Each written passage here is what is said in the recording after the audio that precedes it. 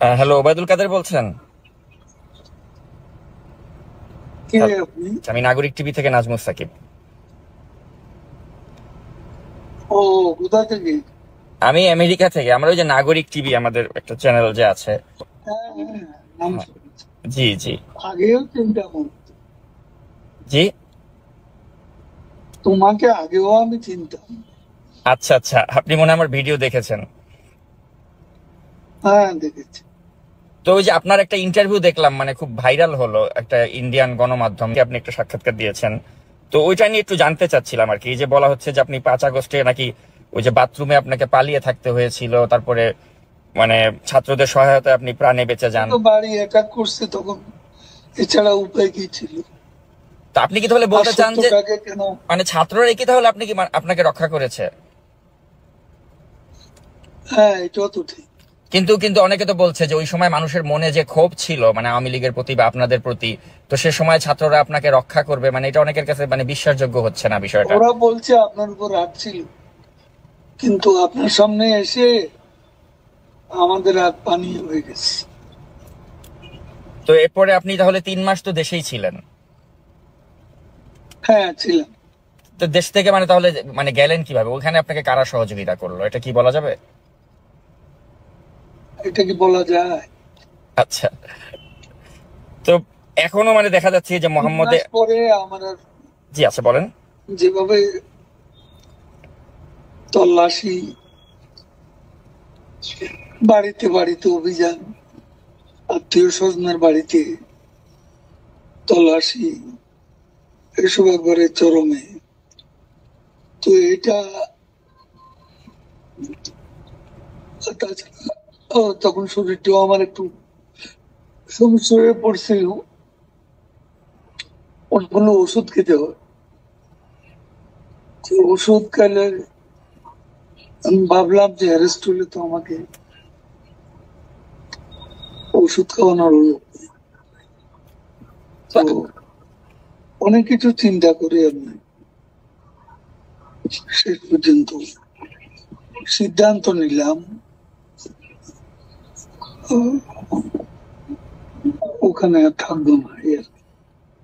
তো এই যে 3 মাস যে আপনি থাকলেন, তো এই 3 মাসে তো আপনি নিশ্চয়ই বুঝতে পেরেছেন যে মানে মানুষের মনে যে আপনাদের আওয়ামী লীগকে নিয়ে যে এত ক্ষোভ, এই ক্ষোভটা কি আপনি মনে করেন না যেটা যুক্তিযুক্ত ছিল? কারণ আপনারা এই যে 15.5 বছরে যা করলেন, আপনার কি মনে হয় না যে এটা থেকে আপনাদের মানে একটা সাড়ে 15 বছরে পদ্মা সেতু তো আমরা করেছি। 3.5 বছরে মেট্রো রেলও তো আমরা করেছি। 7.5 বছরে, 15 বছরে ঢাকা এলিভেটেড এক্সপ্রেসওয়ে তো আমরা করেছি।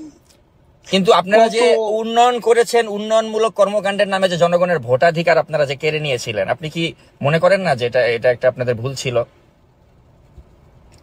কোনটা? মানে এই যে উন্নয়নের কথা বলে আপনারা যে গণতন্ত্র না উন্নয়ন, কিন্তু দেখা গেল আপনারা উন্নয়নের কথা বলে 18 সালে একটা রাতের ভোটের নির্বাচন করলেন, 2024-এ একটা ডামি নির্বাচন করলেন।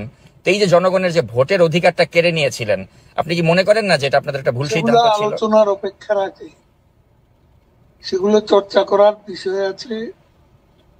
আমাদেরও একটা দৃষ্টিকোণ আছে। কিন্তু আজকে কিন্তু আমরা যখন দেখি পৃথিবীর মোহাম্মদে। দেশে দেশে গণতন্ত্রের স্বরূপ সব জায়গায় একরকম নয়। আমাদের দেশে অপোজিশনের যে চেহারা, সেখানে আমাদেরকে একটা ইলেকশন লিগ্যালি করতে হয়, সেটা আমরা করেছি।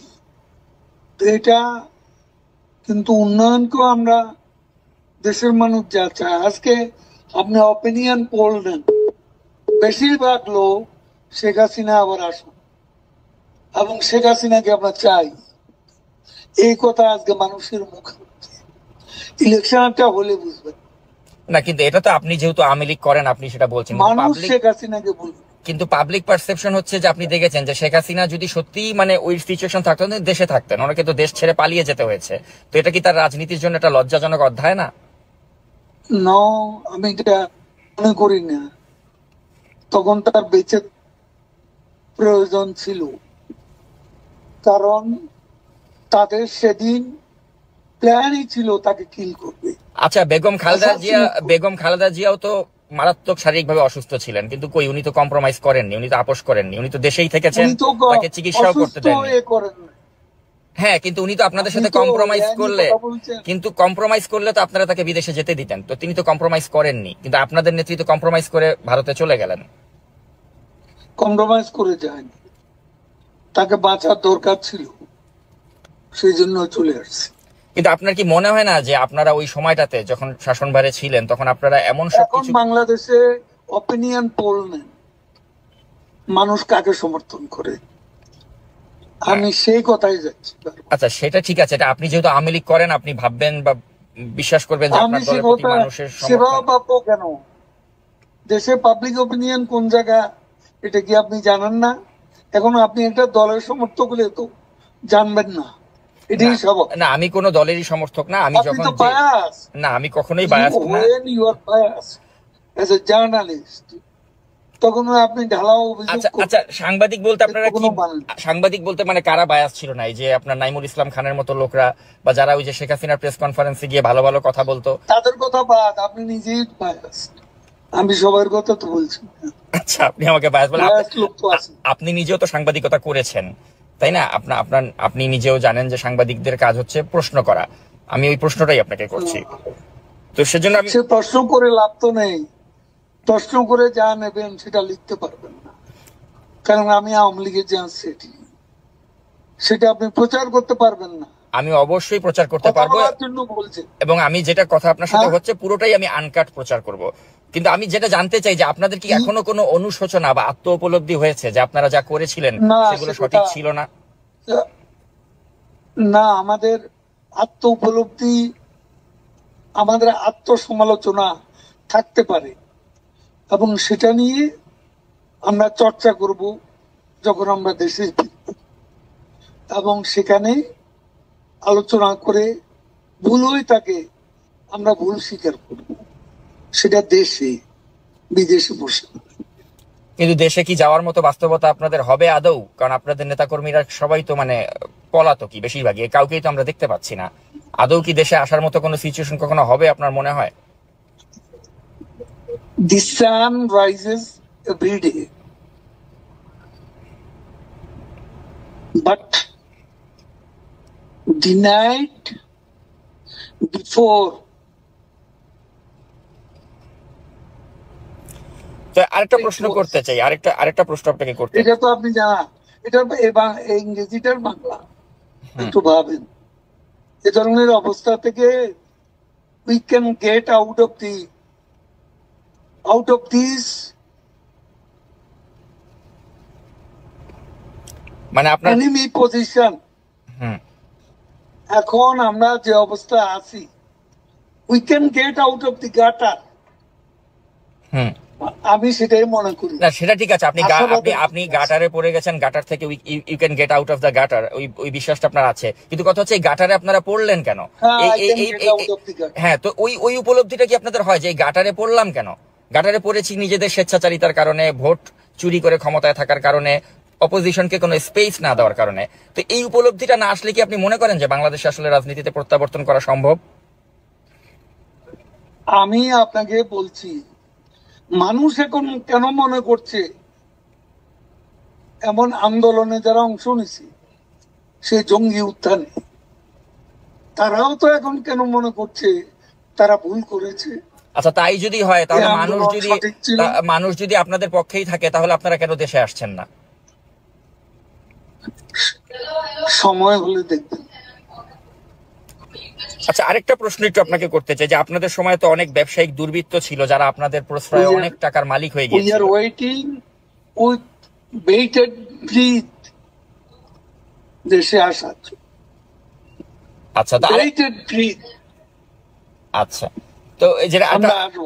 আরেকটা প্রশ্ন করতে চাই আপনাকে যে আপনাদের সময় তো অনেক ব্যবসায়িক দুর্বৃত্ত, তারা হাজার হাজার কোটি টাকার মালিক হয়ে গিয়েছিল। এমনও ব্যবসায়ী ছিল, বসুন্ধরা গ্রুপের মালিক, সে বলেছিল যে মৃত্যুর আগেও শেখ হাসিনার সাথে আছি, মৃত্যুর পরেও থাকবো। কিন্তু তার পত্রিকাতে এখন দেখছি আমি আপনাদেরকে একটা এভাবে কথা সমালোচনা বলি, হয়। তো আপনার কি মনে হয় না আমি যে এরা বারবার আপনাকে এই যে এত একটা কথা সুসময়ের বলছি। পাখি আপনারা তৈরি করেছিলেন, যারা এখন আপনাদের বিরুদ্ধে তাদের পত্রিকা মিডিয়াকে কাজে লাগাচ্ছে, এটা কেমন লাগে আপনার কাছে? আপনার এই চেহারাটা, এই বক্তব্যটা কোথায় যাবে যদি আমরা ফিরে যাই? তখন আপনার খুশি হতে পারবে। মানে কি আপনারা আবার ওই প্রতিহিংসার রাজনীতি করবেন যে যারা সমালোচনা করছে? এখন একটু এসেন, একটা নিজের রাজনৈতিক একটা ক্যারেক্টার আছে, সেটা প্রকাশ ঘটাচ্ছে। না, আমি সাংবাদিক হিসেবে আপনাকে জাস্ট প্রশ্ন করছি, আমি কিন্তু কোনো আমার you are not journalist, you are bias, partial journalist. আচ্ছা, তাহলে বায়াসড কে না ওই নাইমুল ইসলাম খানের মতো লোকরা? জার্নালিজমের একটা নিউট্রালিটি থাকে, এটা আচ্ছা। আপনার নাই। আপনি তো অ্যাটাক করতেছেন একটা পক্ষ হইয়া।